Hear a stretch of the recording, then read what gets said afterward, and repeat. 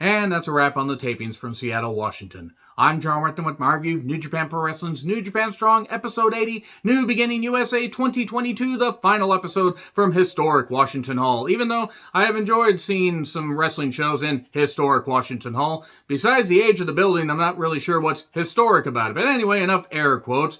Yes, it's the final episode to take place in Washington Hall. It was a lot of fun to be part of these tapings.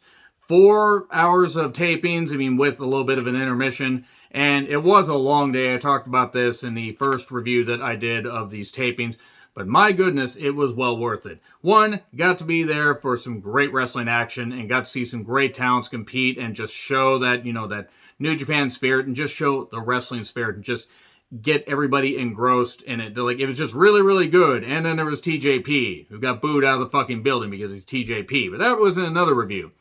This episode did feature somebody that has been at Washington Hall multiple times and also has been at various other Washington-based wrestling promotions, Ethan HD, and there were others. And talk about that here in a bit. I do want to put over and just praise the person who attended with me, my friend Roxy. Tremendous, great person, humorous, goddamn hilarious. I really enjoyed just sharing banter with her. Passionate wrestling fan, gorgeous. She's really, really cool. Hopefully I can attend more wrestling shows with her in the very near future. And this was a good episode. They taped this stuff out of sequence and then just decided to just do a hodgepodge and just basically piece these together, because I will tell you, the main event of this show was it was past the middle of the show, but it wasn't the main event. The main event was actually Jay White versus Jay Lethal. And then that was the main event of last week's episode. So anyway, Ian Riccaboni and Alex Kozlov welcome us. And once again, I'm sorry, but I can only hear Tommy Wiseau whenever Alex Kozlov talks. I know it. I just know that's just how he talks, but I can't unhear it. I expect him to throw out the monitor. I'm fed up with this world. I'm sorry. I can't help it. Ethan HD, in all caps, by the way, you have to say it, Ethan HD. Ethan HD is really cool, though. Great talent, great for the community, really, really cool guy. And he's taking on Carl Fredericks, who I actually did see as a young line at the Best of Super Juniors Cup. Well, Best of Super Juniors, little mini tour that they did in August of 2019. Got to see Jushin Thunder Liger in his second to last, Washington State match. I didn't get to see the show the following day that was a co-promotion of New Japan and Defy, but I did get to see this, and I got to see Jushin Thunder Liger once in my life, so that was really cool. This match, pretty good stuff. Ethan, great to see him in a New Japan ring. Carl's improved a ton. He's tall as fuck. Roxy, I know you liked him if you happen to be watching this. Ethan was more the favorite because he had more familiarity with the crowd. But that being said, Carl was all about being kicked. Come on, fucking kick me. Come on, stop trying to kick me and kick me. He channeled Morpheus there. Ethan did do a nice moonsault to the outside. That got a pop. There was a nice springboard stomp by Carl. That was pretty good. Carl got pissed and then started firing back, but got hit with a DVD for just 2, and then eventually hit the Manifest Destiny 1, 2, 3. Nice match, good opener for this episode, and well worked. And then Matt Rayhold, and I'm pretty certain I probably mispronounced that, the former Aiden English, Drama King Matt is what I'll just call him. He talked about how, there was you guys have a lot of energy, but then again, I was in a fog, covered cesspool or crap hole like Seattle.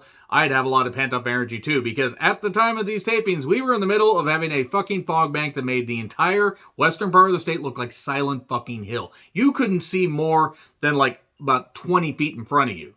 I had great headlights on the vehicle I was using at the time, and my God, it was ridiculous. Taking my friend home, in her neighborhood, and it might have been down to me being tired, it's you couldn't see shit. It was really, really foggy. But then, looking around at this, he says, Kurt Cobain had the right idea.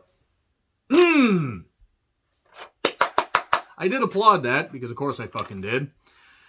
And ELP says, nobody makes fun of this shithole but me, because, Canadian and everything, and he's wrestled a lot in Washington Hall and wrestled all over the world. They had a match that was fine. I don't know really who the heel was. I have more of an appreciation rather for ELP, seeing him in person. I mean, the Bullet Club stuff isn't for me. I'm not about this Too Sweet life because it's not exactly original. The Too Sweet stuff was way long ago, but what's old is new again. Or old and stretched out, such as Bullet Club. Enough of that. So ELP and Matt, they had a match where ELP was basically the de facto babyface. It was a bit weird. Ring work was good. Matt can still go. He's a really good talker too, so I have a feeling he'll be more of a commentator than he will be a wrestler, but he can still go fine in the ring. Looked like Matt might get the victory, but obviously ELP was going to win. He hit CR2, he hit a senton, and then hit a moonsault 1, 2, 3, and got a pop. Matt was mocking his little, dance thing. That was kind of cool. And then we get Taylor Rust versus Filthy Tom Lawler with Isaacs and Nelson. Team Filthy and strong open weight championship match. Tom Lawler I've seen multiple times at indie shows. He was actually in Washington Hall doing an entrance to Kiss from a Rose by Seal. No, really. There might be footage out there of me dancing badly to that song. How can you dance badly to that song, you might ask? Well, I found a way to do it. This is a very good match. Taylor got a chance to shine. He didn't really get much of a chance to shine when he was in WWE briefly. And he got to do some good stuff here. They had a story going where Taylor had been kicked out of Team Filthy, and Lawler was like, ha, I know you better than you know yourself, and And Lawler got cocky, and he had good reason to be cocky, because he's just really, that goddamn good, transitioning from MMA to wrestling. He's bridged the gap perfectly. Gets the entertainment aspect, some good strikes and work. Lawler did, at one point, try to chop Taylor and got his hand in the post. But he kept focusing on knee, working on knee. Taylor fought back and did some stuff. He actually did do his finisher called the Perfect Circle, but oh no, he couldn't get the victory. And then eventually, after a knee, we get the rear naked choke that Lawler uses, and that's it. Because Taylor was out, he gets the victory. And he says, the strongest, the longest, who is next?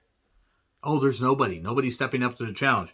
Clark Connors shows up and gets a pop, because Clark Connors got a pop at, earlier in the tapings. And that was a good way to build to another possible feud. I haven't been keeping up on the current batch of New Japan Strong tapings, so I apologize if maybe they switched the Strong Openweight Championship already. I don't think they did.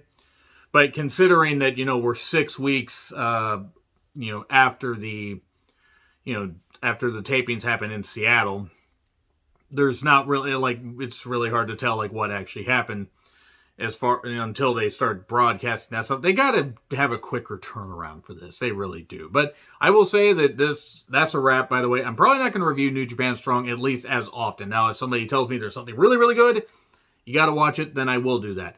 But this has been fun to review these 4 weeks of New Japan Strong programming. And it's great to relive this stuff because it was a whole lot of fun. Even though I was up for about 20, 21 hours by the end of the whole thing.